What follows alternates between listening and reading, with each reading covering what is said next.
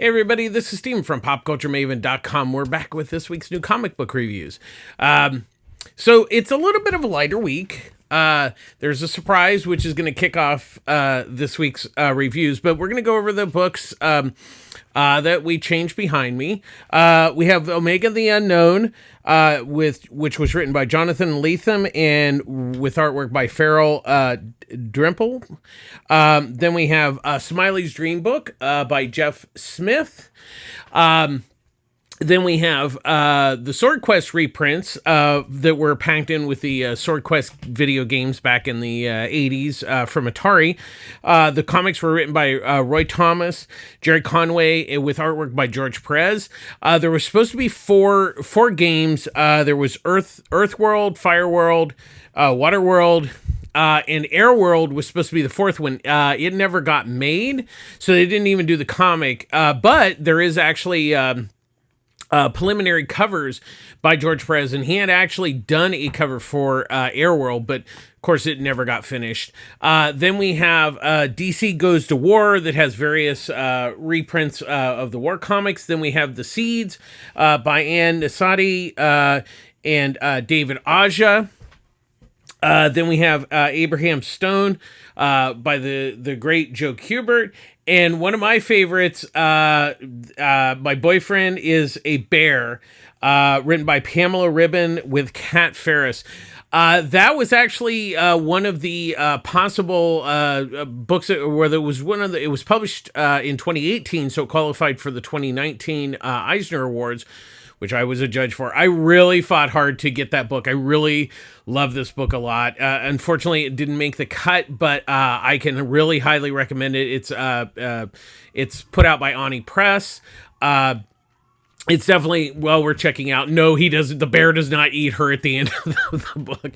It's actually a really sweet story. I really enjoy it and definitely recommend that book. It's a good young adult book. I wouldn't say it's for kids, but definitely fits in the young adult genre. Okay, so before we get to the regular comics, we have a big release this week. It's big in the fact that yes, it's that big. It's that big. I have been. This is a treasure for me. Batman, the Batman Adventures Omnibus. This collects. Let me get back. This collects the entire run of the Batman Adventures, which was the first. It wasn't really adaptation of the series. They actually got to do all new stories. It includes the annuals, because there was one or two annuals. Includes Mad Love that was by Paul Dini and Bruce Timm. And it includes the never before reprinted Mask of the Phantasm adaptation. Most of the series was written by Kelly Puckett, and also Paul Dini and Bruce Timm wrote some, and there was many other writers. The main artists were Mike Paroback, Ty Templeton, and Bruce Timm. And once again, there's plenty more. The really great thing about this is Mike Paroback unfortunately passed away very early. He was only 30 when he passed away. He did the vast majority of the artwork on the book. And he was such a fast artist that he literally would do 2 pages a day. So they really had to keep up with him. He'd get ahead of actually the script. So one of the things that they did that was really neat, it was actually his suggestion that you could win a piece of artwork in each issue. I think it was like if you sent a letter in or something like that, and they would draw the winners. So they would actually give away a piece of artwork. I was lucky enough to meet him one year at Comic-Con, and he was one of those artists that really, I don't think he really realized how great of an artist he actually was. He was very, taken back by how much people loved his artwork. So the nice thing about it is that, at least while he was alive, he knew that people did appreciate his artwork, even though he was very humble in that. But definitely, this is really these were great stories. This actually includes the first comic book appearance of Harley Quinn. before she was folded in, brought into the DC universe in the regular comics. So really, this is her first comic book appearance, and it's really great. It's pricey. It's $150, but it really is just a gorgeous collection of wonderful stories and artwork.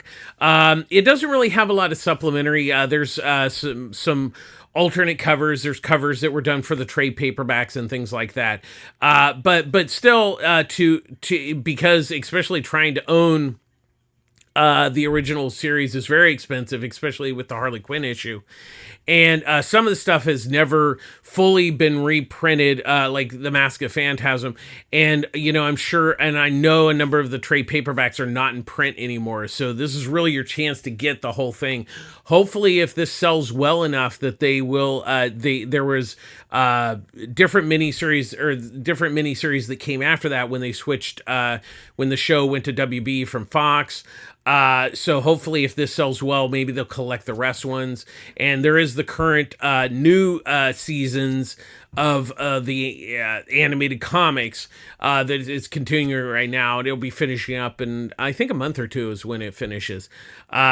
So definitely check that out at your local comic shop. If it should still be orderable if they don't have it. They can get it from Lunar Distribution, which distributes DC Comics. Or another place I know that should have it in stock is cheapgraphicnovels.com. Definitely, they're offering it at 40% off right now, so it's a really good deal if you can't make it to your local comic shop and order it. So with that out of the way, let's get to the regular comics. First up, we have Birds of Prey #1, written by Kelly Thompson, with artwork by Leonardo Romero. Now, this is Kelly Thompson's first regular book at DC. She did a story in one of the anthologies, but her and Romero did a number of books at Marvel Comics. I believe they did the West Coast Avengers, which was the Hawkeye, the Kate Hawkeye story, which was actually really good. They've done a number of really good books over at Marvel, so I was very excited.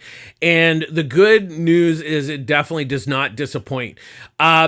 So what the basic premise of this is, Dinah Lance, Black Canary, is her sister, Sin, has been kidnapped, and so she needs to get a group, team together to, go on this mission to rescue Sin.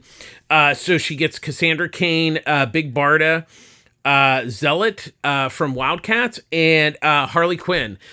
So really this issue sets up of her getting them and, trying to, get the team together. She as Oliver says, she needs to get a team together so the villains basically shit their pants. So of course having Big Barda is enough to make anybody crap their pants. But what was interesting is, I especially like how, obviously Harley Quinn's a very popular character, but how Thompson wrote that in to convince Harley to come with them. The rest of them was, pretty easy gets, but Harley was a little bit, off, as Harley is.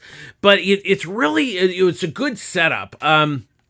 Once again, this first issue is exposition, but the story's solid, and Romero's artwork is really, really nice. I'm a big fan of his artwork.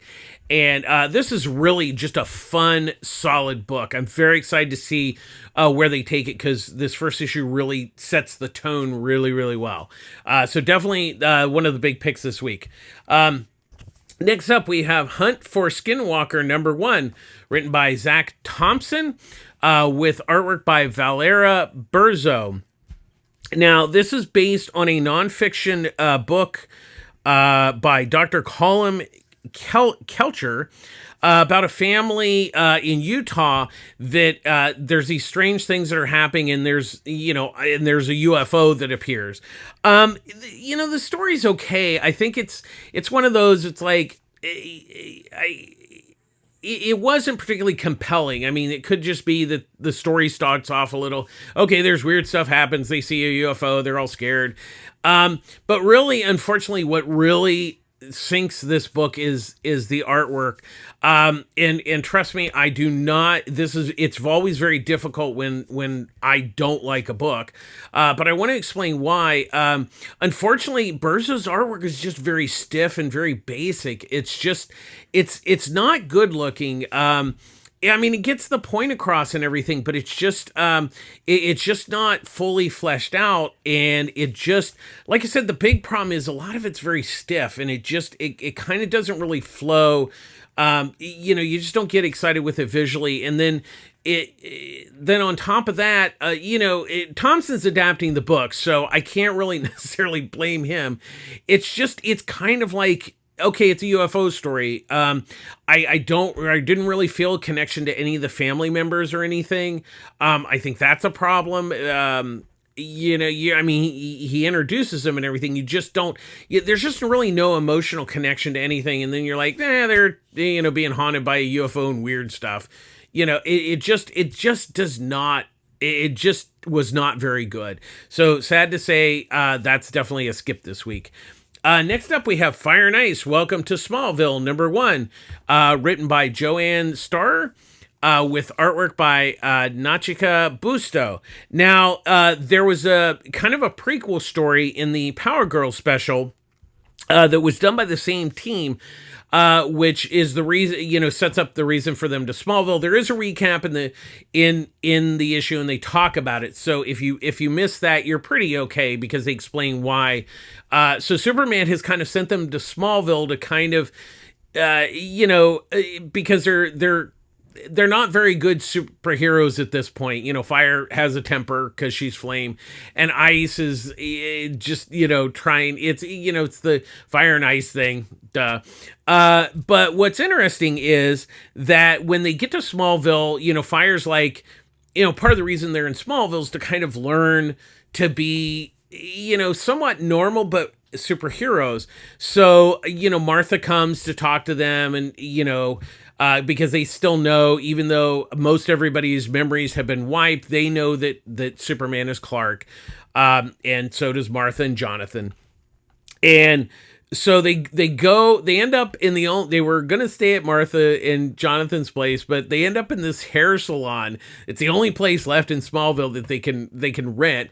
And so there's this girl who worked there, because the lady who owned it passed away. So they hire her. I don't know where they get the money, but they hire her. And then there's Elron, which is their robot butler. It's basically their Alfred.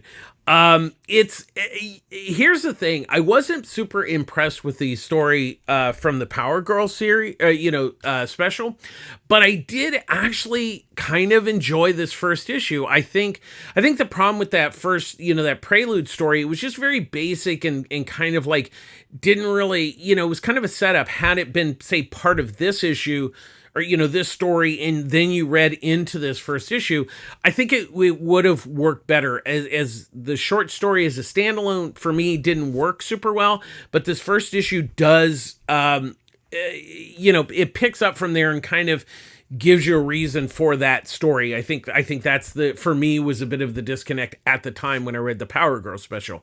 Busto's artwork's nice. It has kind of a cartoony flavor, but it actually works. And it's kind of a fun little book. I wouldn't say that it necessarily blew me away anything, but considering that I wasn't overwhelmed with the short story, this first issue was a huge improvement for me, getting to get into the story. So I think it's worth checking out. It was a lot of fun, and I think it's going to be, it has a lot of charm to it. That's kind of the big win. Next up, we have The Sacrificers #2, written by Rick Remainder with artwork by Max Fumara. So, what we kind of learned in the first issue is that the people in the outlying kingdoms and stuff have to have one of the family, usually the oldest, be taken to, being sacrificed. We still don't know what the sacrifice is or why they're taking them and what the reasoning is.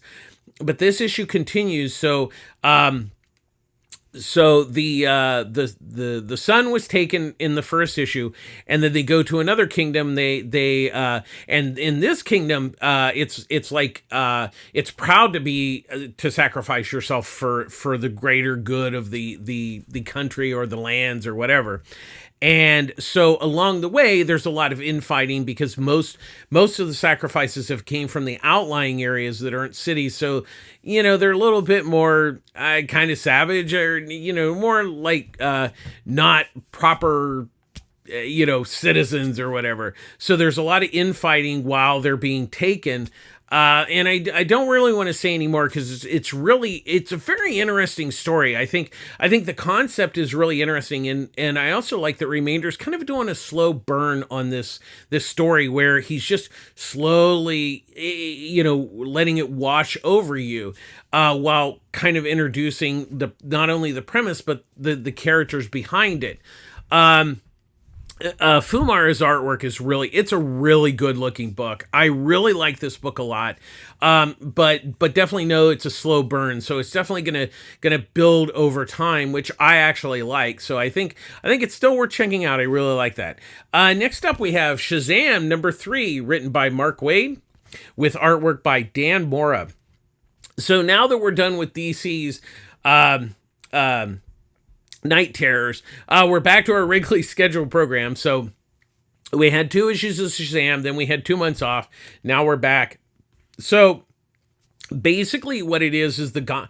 So in the first 2 issues, Billy, when he turned into Shazam, kind of went crazy and he doesn't know why. And what it is the gods who gave him the power are kind of displeased with, oh, well, he's not doing what we think he should be doing. So they kind of took control of him. So now he's afraid to turn into Shazam. So he doesn't. So the gods kind of get pissed and they're like, so they captured Freddy in the first couple issues. Now he's kind of turn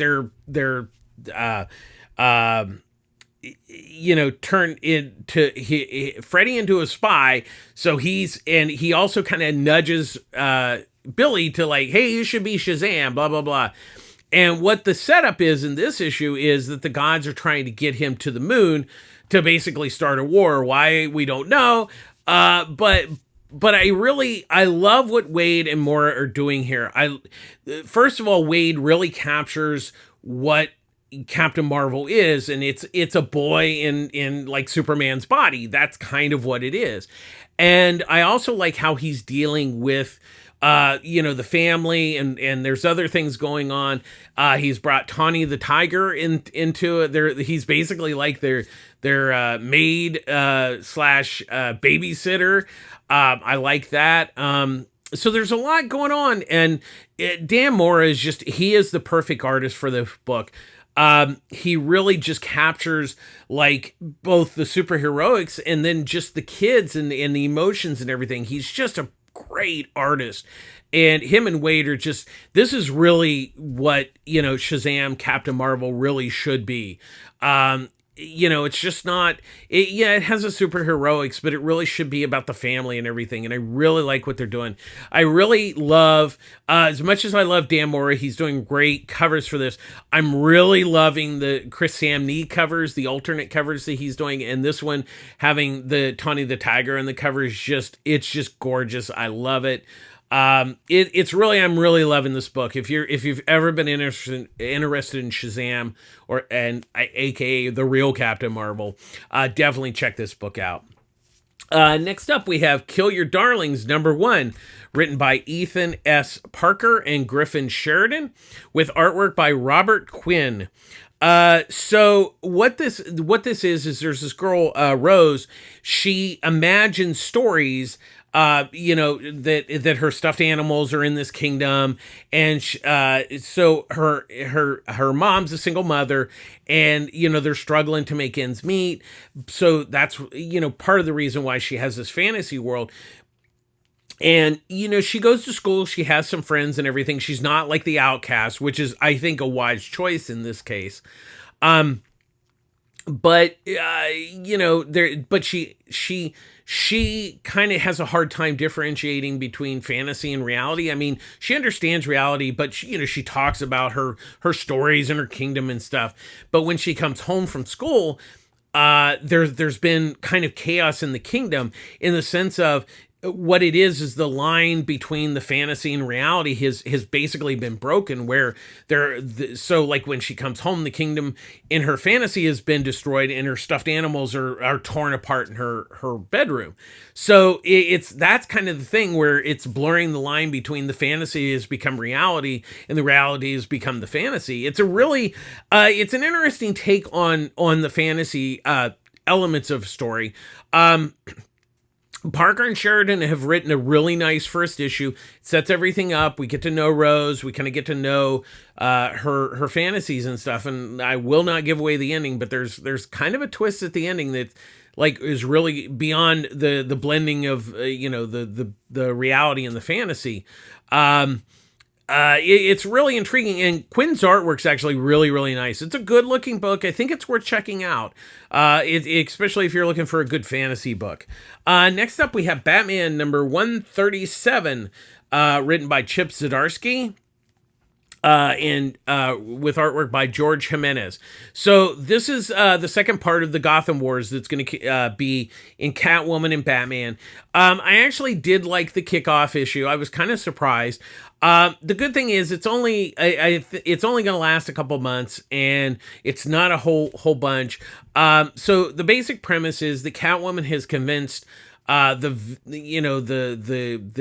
lackeys of the villains, instead of like robbing people and being involved in real major crimes, she's convinced them that she's turned them into like a gang of Robin Hood, where they steal from the rich and give to the poor, but they also get paid well, because usually as lackeys for villains, they basically they don't get paid very well, and then they end up in jail. So or Arkham Asylum, but mostly jail.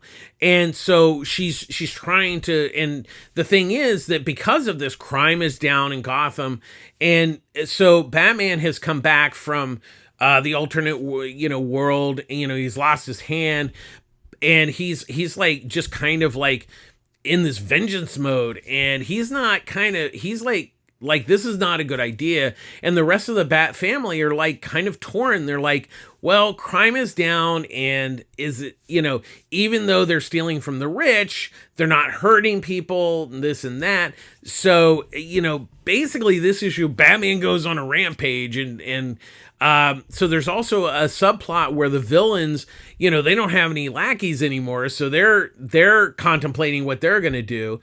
And the other twist in the story is that because of the financial ruin of the Joker War, that the bank owned Wayne Manor, and somebody has bought Wayne Manor. And so I won't say who has bought it, but it's kind of an interesting twist. I will say that I'm not usually the big supporter of crossovers, but I'm not saying this is like the greatest crossover ever, but it's actually surprisingly pretty interesting. It'll be interesting to see where like the next part of the story goes, because this is really, we had this set up, and this kind of, this issue continues from that. So we'll kind of see where it goes and see if it's still kind of worth reading after a couple more issues. But so far I'm surprisingly liking it. I wouldn't say that I'm overwhelmed, but I'm liking it. Next up, we have the Fantastic Four, number 11. Written by Ryan North, with artwork by Iban Coelho. So what this is we're still kind of, what I'm loving about this book, and this is going to either run hot or cold for people, is that, North is really building the family dynamic of what the Fantastic Four is. And this is another issue where there's a villain, Miracle Man, who basically it's kind of like he invades people's dreams and the illusion, but that comes a little bit later. What it is Ben, they're staying at his aunt's house, and this dog just shows up, and it likes Ben but will not leave him alone. He's like, I don't want to deal with the dog. The dog needs to go away. He like hates this dog. And so what we find out when he's in the dream is that the house is falling in this giant pit, and the dog's with him. So him and the dog have this adventure that we find out later is kind of a nightmare, but he ends up, falling in love with the dog because the dog actually helps him in the dream. It's really a wonderful story. It's really charming. I also like the way that North is portraying all the characters and really capturing, especially with Ben. He has a heart of gold, and he's a big rock creature, but he's an old softy, and this issue really does really nicely. And Kello's artwork is just, I love this book so much. It's really one of the best Marvel comics going right now. It's just solid storytelling with really great artwork that it's just a must read every month. I look forward to this book every month, and I haven't looked forward to a regular Marvel book in a very long time. So that to me is telling a lot. Next up, we have Blue Beetle #1, written by Josh Torello with artwork by Adrian Gutierrez. So this comes out of the Graduation Day miniseries. Now, I think it does help if you had read that, but really, the basic premise is he went to college, and along the way he met two other superheroes, Paco and Brenda. And so what it is they're now in Palmyra City, and they're kind of the guardians. And what's interesting and what I liked about this is that Ted Kord is kind of the mentor of them, or of him, and then of them. And so it's kind of a setup to that. And there's something where Ted gets attacked. I will not say what happens. I'm not necessarily. I'm more of a Ted fan than Jamie, although I don't hate the Jamie character. I think Torello has done a nice job here. It's just that it's kind of nice. That's kind of the thing. It's not great. It's not terrible. It's one of those books that it's a nice superhero book. Didn't overwhelm me. But I didn't hate it either. It's a decent read. Gutierrez the artwork's really nice and everything. It's kind of a standard superhero, which is not necessarily a bad thing. But I had wished it been a little more new reader friendly, especially because of the film, and maybe people are looking for this. Yeah, it's a #1, but I still think there's, with the continuity from Graduation Day, it's not fatal, but it could be a little disheartening for new readers. But if you are looking for a Blue Beetle book, you could certainly do a lot worse than this. Next up, we have Tear Us Apart #1, written by Jay Buchel and Van Jensen, with artwork by Alessandro Miceli. So the basic premise of this is it's a take on Romeo and Juliet. What it is there's this Canadian cult where they train kids to be assassins. And so what it is obviously these two are in love, and because they're in love, they kind of get ratted out. The Romeo type character, he's always getting picked on. He doesn't seem to like doing well. And so what it is it's found out that they're kind of like behind the scenes in love with each other. He gets kicked out of the compound, and so the other kids go after him. It's like a Hunger Games sort of thing, except for the other assassins are coming after him, and then the Juliet character comes in and saves him. So that's going to be the adventure. It was an interesting take on Romeo and Juliet. I wouldn't say that I was blown away by this first issue, but it set things up. It did a decent job of setting the story up. Buchel and Jensen, set things up so you know what's going on, kind of like, bit behind the scenes. Miceli's artwork, it's actually a pretty good looking book. Like I said, it was decent. We'll kind of see where it goes, like in the second issue, to see how they build upon this first issue. But it's pretty decent. Next up, we have Peacemaker Tries Harder, #5. written by Kyle Starks with artwork by Steve Pugh. Bruce Wayne, the dog, not the not the billionaire, has been kidnapped by the Brain and Maala, the gorilla, and so Peacemaker and Red Bee are going to the island to save him. And when they get there, the Brain has been trying to make clones so he can put his brain in the body. He first meets the clones that just kind of are like janitors. They didn't work out.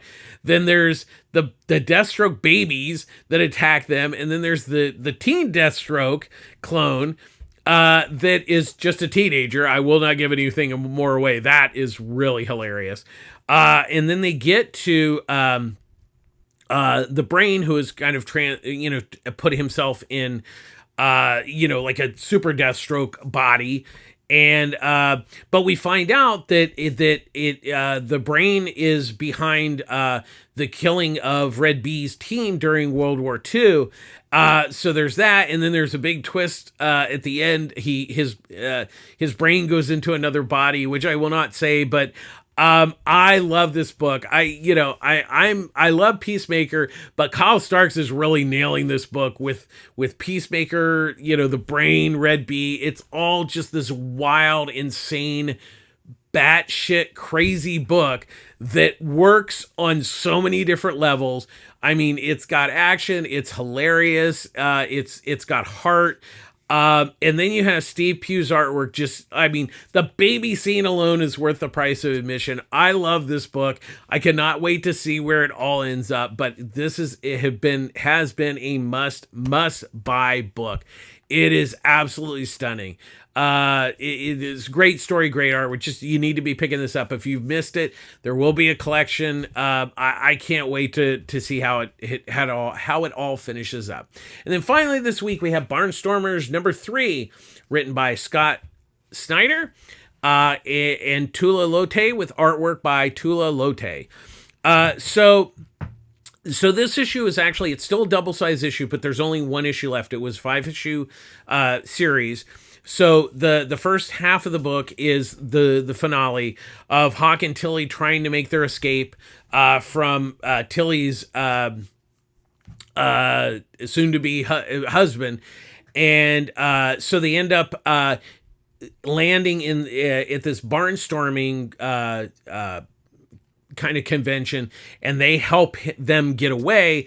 But there's kind of a twist. I don't want to really give any more away because it's really been a spectacular story. But it does wrap everything up very nicely. And even though you're only getting one issue, they did a really nice job of including the story, the pitch, and cover mock-ups and preliminary art by Lotte. So it really makes the package worthwhile. And, considering, it's only $5, you get a lot of, even though you're getting only one issue, you're still getting a lot of extra stuff that goes with it that is nice to make the package all around. I kind of hope that when they do a collection of this, I would love to see a nice hardcover of this, because Lotte's artwork is absolutely fabulous. And Snyder's story was really good. I mean, I'm a sucker for like period pieces, and this really fit the bill. And I will say that because this was a digital first, it did win an Eisner Award this last year for best digital comic or best web comic. And there's a reason why. It really is that good. And I'm really, really happy that Dark Horse has put this in print, because I still think that the divide between print and digital is pretty big. And once again, for splitting it up, and you're getting basically 2 issues for $5, it was a steal. So that's it. Definitely, it's well worth picking up. And if you did miss it, I'm sure Dark Horse is gonna do a collection of it. Whether it's a trade or hardcover, they will collect it for sure. So you can pick it up that way, and you definitely should, because it's well worth checking out. That's going to do it this week. Thanks for watching. As always, public service announcement: I get all my comics at Pulp Fiction Comics in Long Beach, California. Ryan Skinner runs an amazing store there. There's Annie, there's Derek, there's Wendy, It's really a good store. Check out their socials. They've always got stuff going on. One of the new things he's done, he did it this week. He usually does it like once a month. Pulp After Hours, where he stays open a little later on Wednesday nights, new comic book day. It's kind of like a giant cocktail party with comics. And he offers he puts out like dollar bins and stuff like that. He refills those. And it's really just a chance for people to kind of hang out at the comic shop and talk about comics, which is really great. But they've also had a lot of signings lately. They had a great Godzilla day. He's got a lot of stuff. It's a really good story. He offers a great pull service. You get a discount on your pull service. That way you don't miss any issues. He offers discounts on trades and graphic novels. He has a good manga selection. He really has been pumping up his all ages section. And he also has trading posts where people trade stuff in. You can get a big discount on those things. So definitely, if you're in the Long Beach area, definitely check out the store. As always, please support your local comic shop. They're the backbone of the industry. And make sure you pick up your books as soon as you possibly can, because they pay for them before you do. But definitely support your local comic shop. It's very, very important. And as always, we end our show with be kind to each other, and be kind to yourself. I know things are tough out there. Trust me, I get it.